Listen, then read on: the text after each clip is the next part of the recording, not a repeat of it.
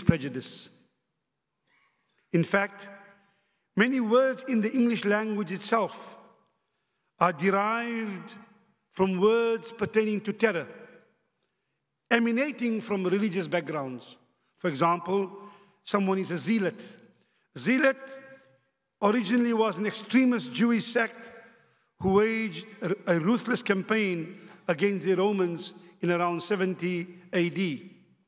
Then you get the Hashashin, from which you get the word assassin, a deviant Muslim sect who took hashish, opium, and under this influence of this, they would kill the Crusades, some of the Crusades, sometime in the 12th century.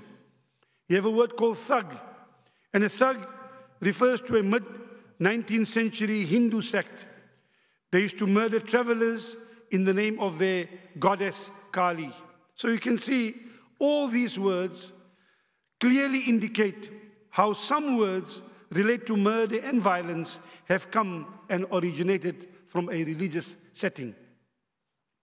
Now, despite the presence of violence and the use of terror in many parts of the world involving many different ideologies, Islam nowadays tends to be more associated with war and with terror than any other ideology or religion.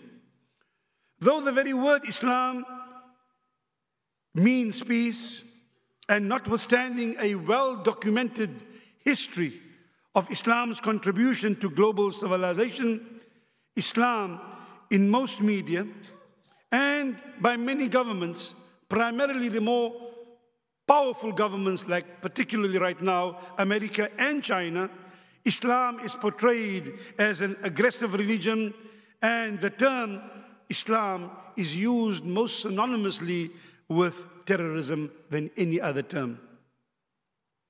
Now, to the contrary of all of this, Islam emanates, it's inextricably linked to the notion of peace, not war.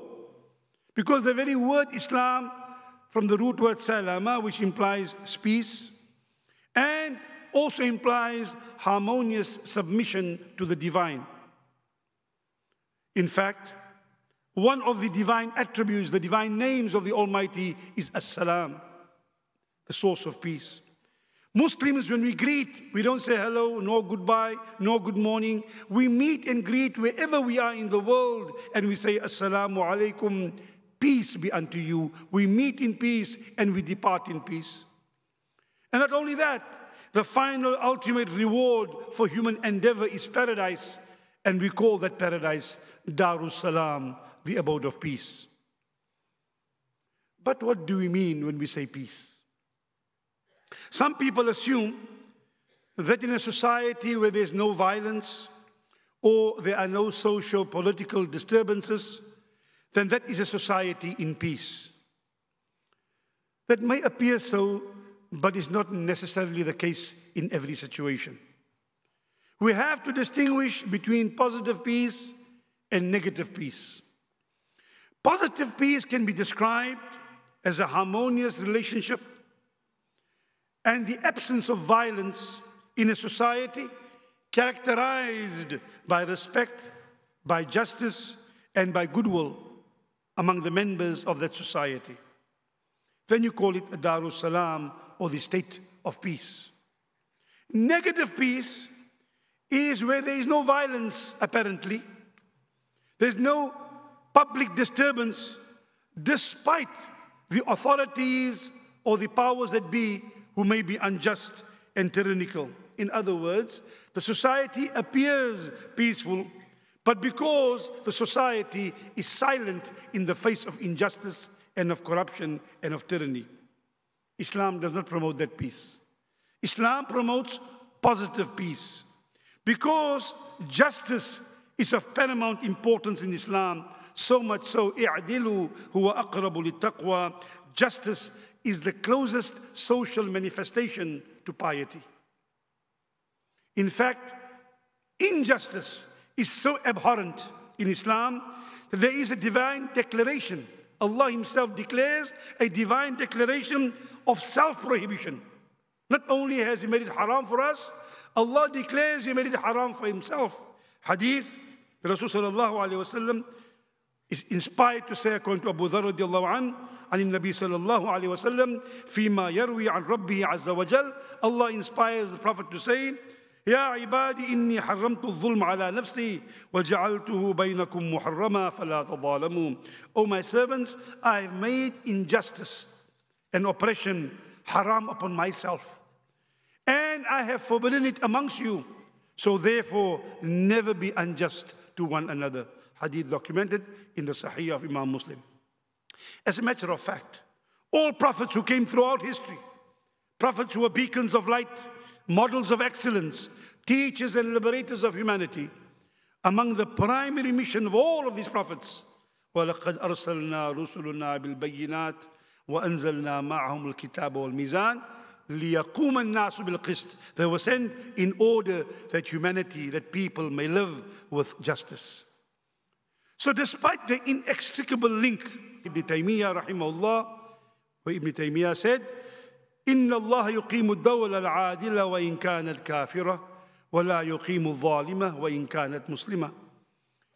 It is said, Imam Ibn Taymiyyah says, it is said that Allah allows the just state to remain in power even if it be led by unbelieving people. But Allah will not allow an oppressive state to remain in power even if it's led by Muslims. In other words, justice is paramount in social dealing and in social governance.